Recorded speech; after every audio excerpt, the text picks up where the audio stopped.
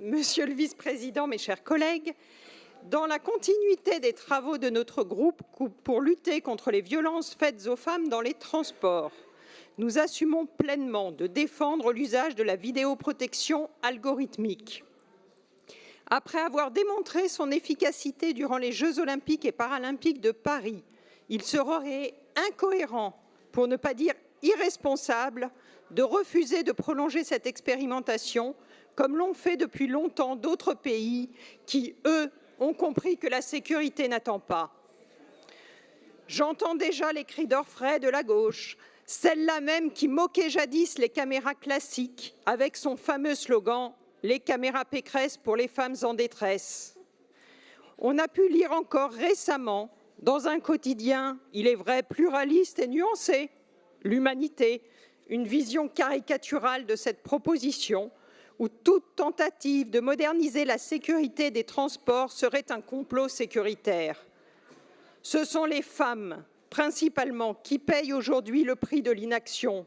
Où est donc le féminisme dont se targue la gauche? Les donneurs de leçons sont fidèles à eux-mêmes. Quand il s'agit de sécurité, ils préfèrent les bons mots à la bonne action.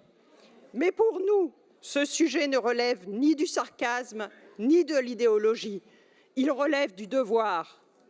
Car l'angoisse des femmes, des hommes, des jeunes, des personnes âgées victimes de violences, d'agressions et d'attouchements mérite des solutions concrètes, pas des postures de tribune, comme cet hémicycle en est trop souvent le caricatural théâtre.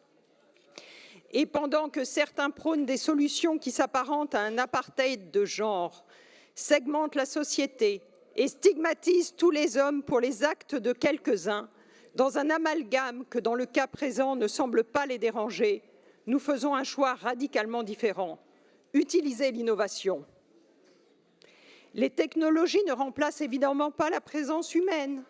Elles sont un complément et permettent aux agents d'intervenir plus vite, mieux et surtout au bon endroit.